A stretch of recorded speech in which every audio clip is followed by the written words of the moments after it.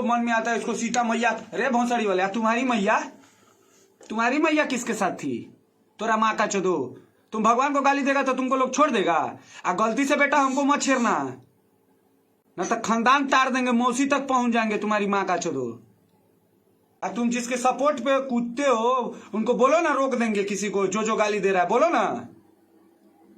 साला तुम सबसे बड़का मादर चोद है संतोष रेणु। तुम भोसड़ी वाला, तुम पूरा जातीयता फैला रहा है भोजपुरी में।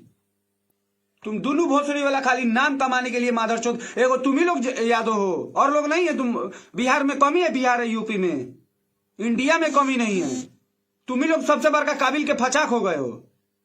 ये को कल्लू जी गाना गा दिए थे, जबकि वो अनुपमा यादव को बोले थे। ये लोग बहनचोद लोग तीन का तरेगन बनाने लगा। ये जो सीता मैया पे बोला वो तुम्हारी माँ का भोसड़ा,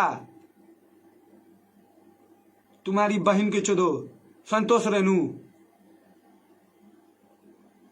लाज होगा ना तो मेरा लाइव देखने के बाद एकदम चुप हो जाओगे।